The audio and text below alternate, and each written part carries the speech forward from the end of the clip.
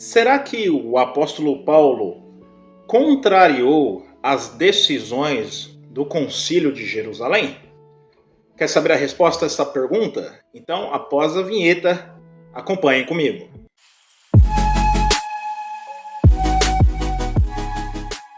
Olá, sejam novamente muito bem-vindos. Meu nome é Denis Silva e você está no canal Estudo Perspicaz. Se é a primeira vez que você está aqui, por favor, considere a possibilidade de se inscrever, dê o seu like, compartilhe essas informações e quero saber a sua opinião por intermédio dos comentários. Lembrando também que o nosso conteúdo está no Spotify. Você também pode ter acesso às informações no link da descrição, onde também deixarei alguns links e sugestões de outros vídeos. Conforme sabemos, o livro de Atos, ele nos ajuda a entender como foi o desenvolvimento do cristianismo, como ele passou a ser formado, organizado. E conforme o crescimento foi ocorrendo, e pessoas de outras nações, chamados gentios, e algumas traduções vertem até como pagãos, houve a necessidade de esclarecer alguns pontos, devido os primeiros cristãos serem, então, judeus e terem algumas observâncias a respeito da lei mosaica. E uma dessas observâncias foi, então, a circuncisão. Será que os gentios deveriam ser circuncidados, não ser?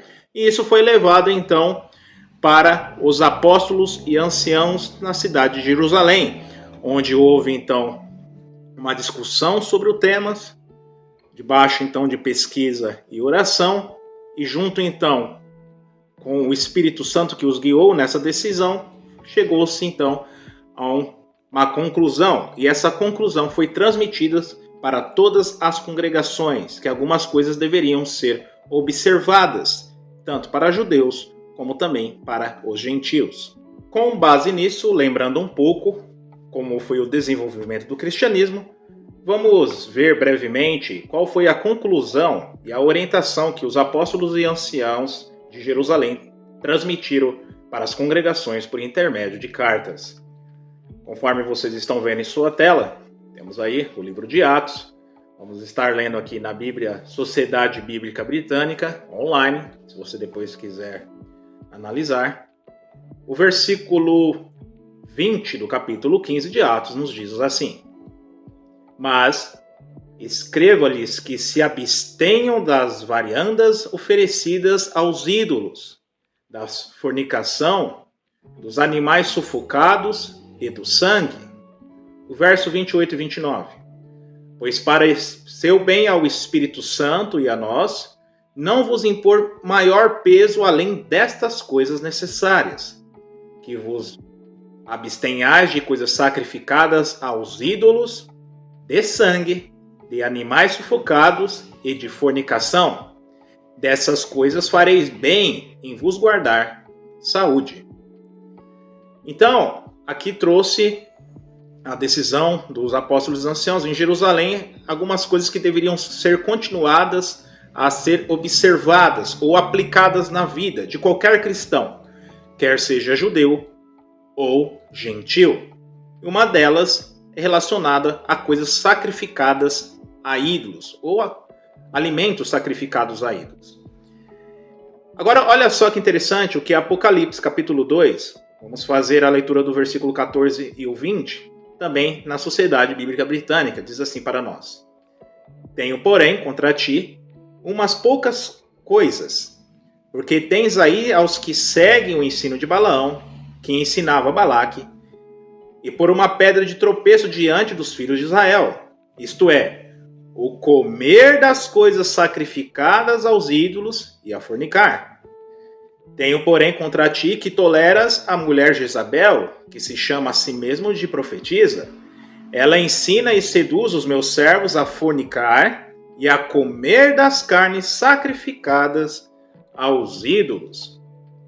Então, conforme vocês conseguiram observar, temos aí os dois paralelos, o livro de Atos e o livro de Apocalipse. Esse decreto, realizado pelos apóstolos e anciãos, ocorreu por volta do ano 49. Já Apocalipse, João, sendo o último apóstolo a viver, né? Foi o apóstolo que mais viveu, temos aí mais ou menos o ano 99, 100 da Era Comum. Então, quase 50 anos depois, o decreto apostólico continuava em vigor. E notamos aí a observância para evitar abster-se de comer carne ou qualquer outro alimento sacrificado aos ídolos. Agora, após fazermos a leitura e a análise desses textos, você pode talvez se perguntar: aonde entra o apóstolo Paulo em tudo isso? É o que vamos ver a partir de agora. Conforme vocês estão vendo em sua tela, temos aí a primeira carta aos Coríntios, capítulo 10, os versículos de 25 a 29. Também iremos ler na Bíblia Sociedade Bíblica Britânica. Comei de tudo o que se vende no mercado, nada perguntando por causa da vossa consciência, pois do Senhor é a terra e a sua plenitude. Se algum dos incrédulos vos convida e quereis ir, comei de tudo que vos põe diante, nada perguntando por causa da consciência. Mas se alguém vos disser, isso foi oferecido em sacrifício, não comais, por causa daquele que vô-lo advertiu, e por causa da consciência. Consciência, digo, não a tua, mas a do outro. Pois a quem fim a minha liberdade julgada pela consciência alheia?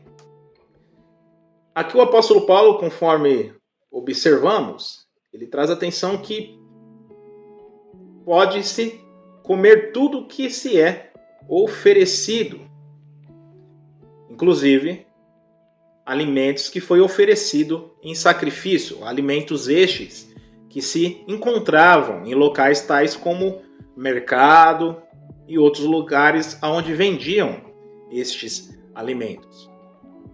Com base neste texto, então, alguns pesquisadores eles acabam argumentando que Paulo contrariou o decreto dos anciãos e dos apóstolos em Jerusalém. Mas será que essa análise pode, então, sobreviver a um escrutínio? Comentando este texto, veja o que o professor Blaycock ele fala a respeito disso. Em 1 Coríntios, o próprio Paulo adota publicamente uma atitude mais liberal do que a estabelecida pelo decreto. Aqui ele está relacionado ao decreto apostólico. Alguns também antagonistas dizem que Paulo ele tinha uma atitude mais liberal, ou seja, era uma questão de consciência comer carnes sacrificadas ou não, e isso envolve as demais observâncias, tais como, por exemplo, abster-se de sangue, tanto na questão de medicina como na questão de alimentação. Seria uma questão de consciência também o uso do sangue. Agora, será que de fato Paulo ele contrariou o decreto apostólico? Vamos ver então uma análise e ver os detalhes de cada texto para que possamos chegar a uma conclusão mais assertiva.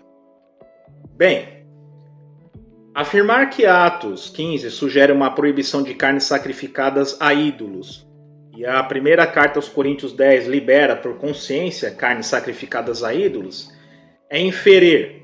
Temos alguns dois pontos que podemos considerar: uma contradição bíblica, porque isso seria nítido, e também que Paulo sobrepôs ou ignorou o decreto apostólico. Ou seja, toda aquela discussão, toda aquela análise debaixo de oração e guiado pelo Espírito Santo, simplesmente Paulo chutou o balde e jogou tudo para cima. E ele transmitiu para a congregação em Coríntio aquilo que ele achava como sendo algo de consciência. Também afirmar que o decreto apostólico seria provisório, e para alguns, no sentido que eles fizeram isso para apaziguar o conflito entre judeus e gentios, também implica em dois pontos: que os demais comportamentos abolidos são temporários e passíveis de consciência.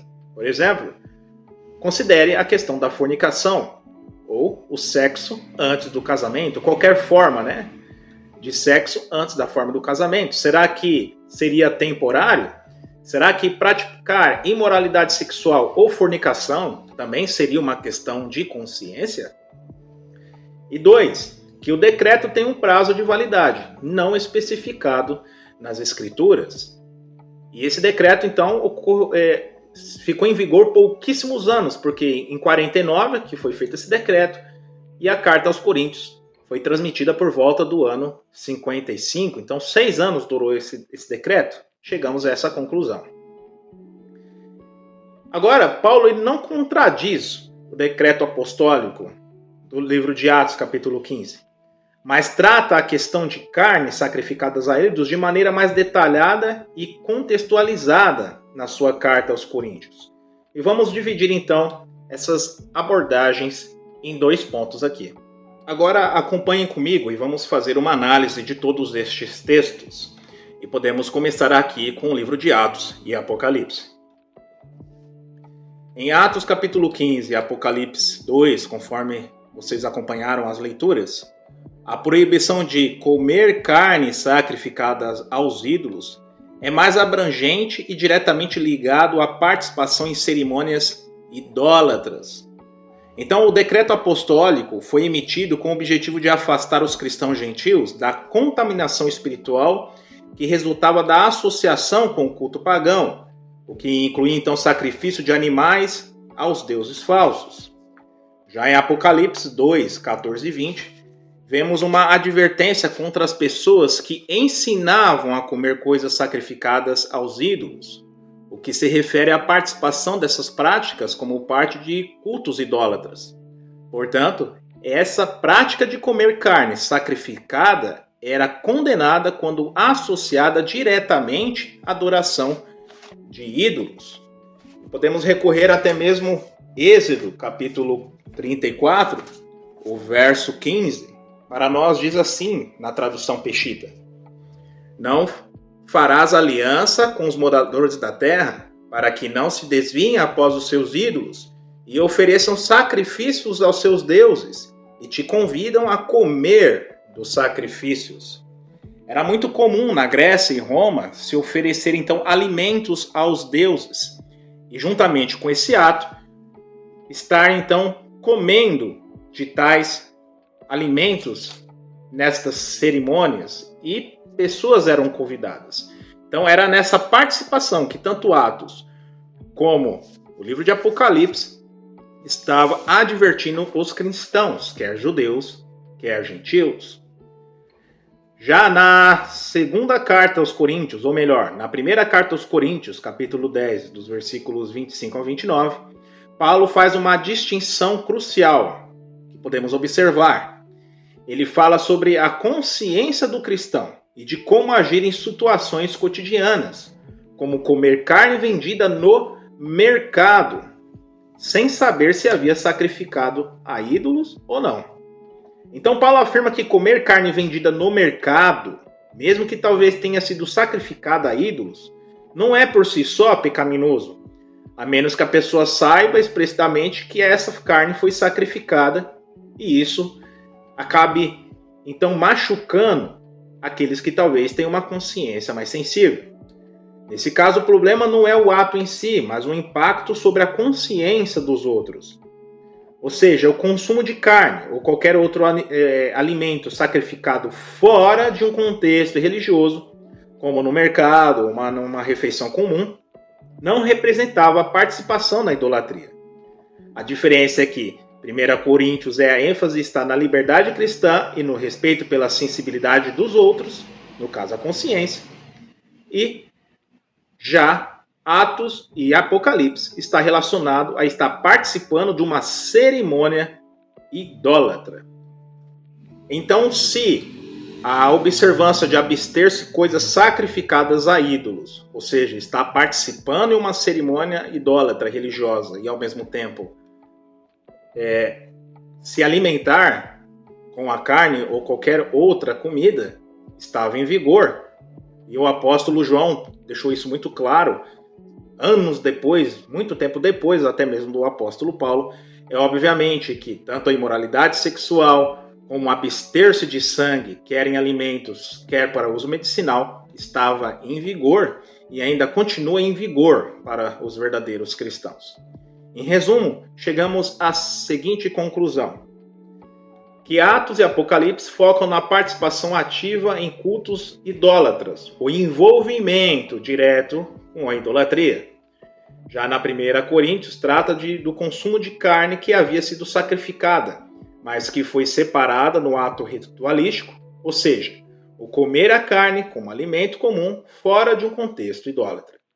Paulo, então, não contradiz o decreto de Atos e, consequentemente, as palavras do apóstolo João, mas esclarece que a proibição se aplica à participação em práticas idólatras, não ao simples consumo de carne sacrificada que é encontrada fora deste contexto.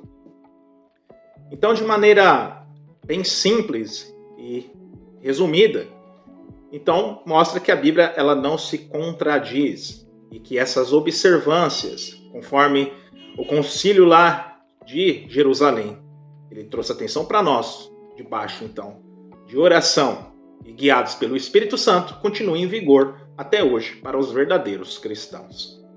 Mais uma vez, quero agradecer a todos vocês por assistir esse vídeo até o final. Se gostou, compartilhe essas informações, dê o seu like. Até mais, fique com Deus e tchau!